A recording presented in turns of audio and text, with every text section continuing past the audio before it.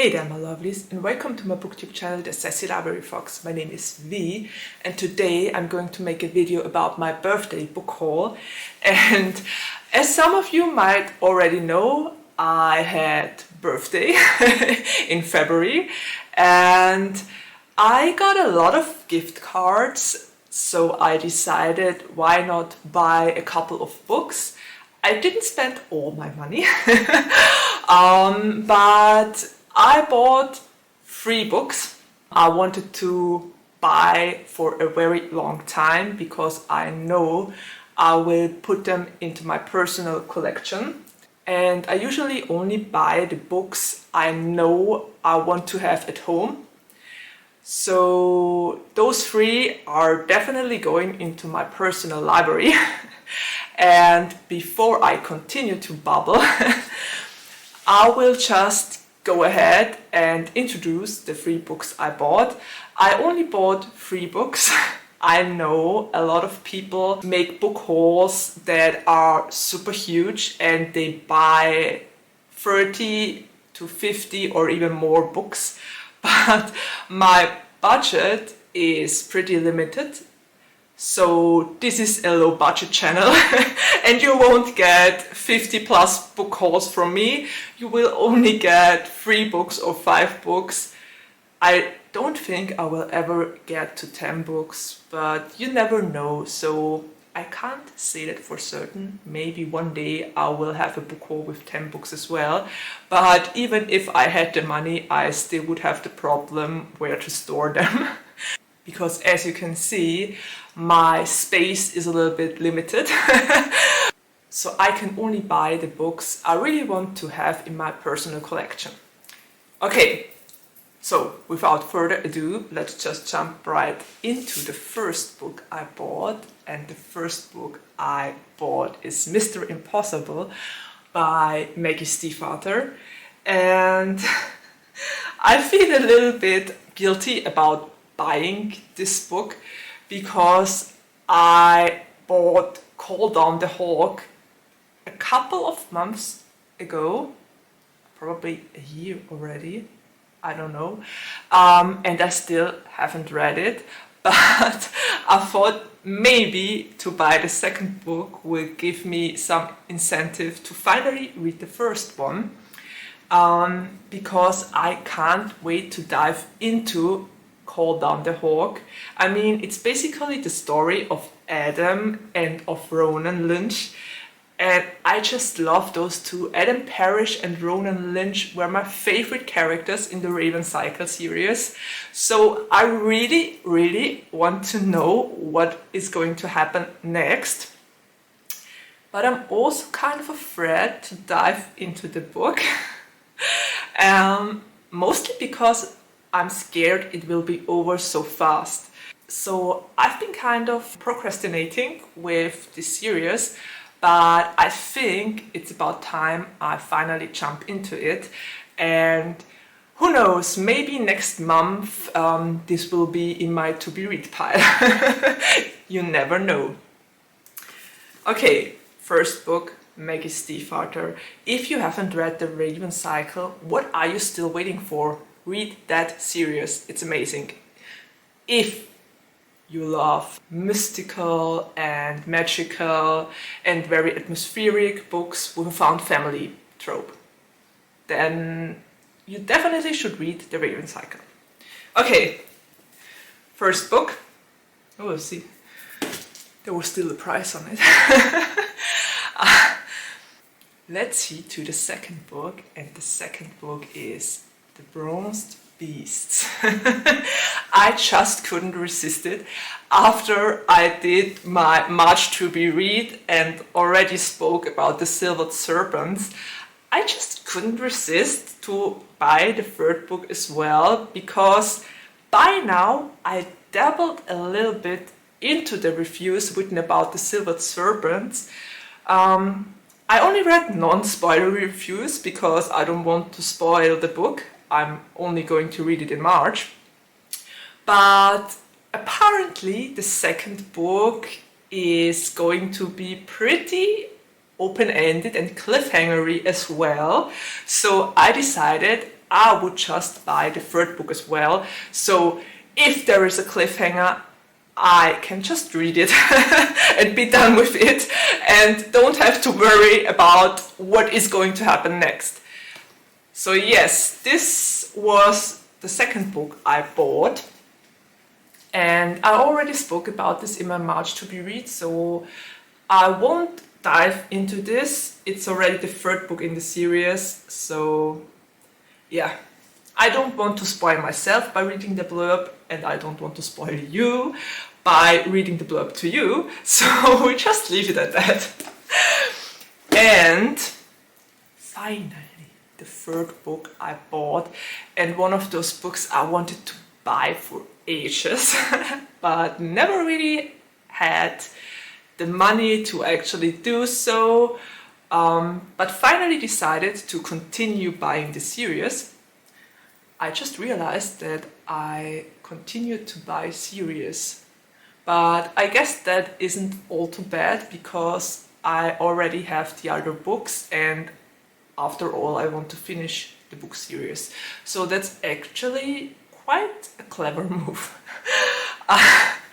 Anyway, clever moves aside, the third book I bought is A Charm of Finches by Suanne Laqueur.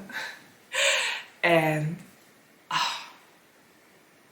I know I've been raving about Suanne's books forever and ever since I read her first book. And this is the second book of the series, and you might be able to read it as a standalone as well, but I definitely recommend to read An Exaltation of Larks first, because the first book is amazing. Suanne can write. She is such a great author, and she's such an underrated author. And honestly, if you love books that are close to life, that make you feel and cry and laugh and weep, and that are super relatable, you just gotta read her books. She is an amazing author. And I actually already read A Charm of Finches, and I mean, look at the cover art. Look at the cover art. Isn't it stunning? I was a little bit sad about the edges of the book. Apparently they didn't pack it carefully, so the edges are a little bit, well, they don't look that fine. But the book is finally mine, and I won't give it back anymore. So I just try to straighten out the edges, if that is possible. Anyway, the cover art of Suanne's books is always amazing, and what's written in the books is even more amazing. This book is the second book in the series, as already said, and it's basically about Javier Landes and Stephen Finch, and hence the title of the book, A Charm of Finches. Suanne always puts so much thought and effort into her stories and into the titles as well. So, chef's kiss for thinking those things through. And the book is about how Javier and Stefan get to know each other. And it's such a beautiful and nice and sweet story. It's also a very serious one because there's a third person in the book, and the story also touches on that third person and explains his story and what he went through. And I gotta be honest here, the first couple of chapters were so tough to read. Trigger warnings, please check the trigger warnings. This book might not be for everyone, but it's a beautiful story and it is told with so much care.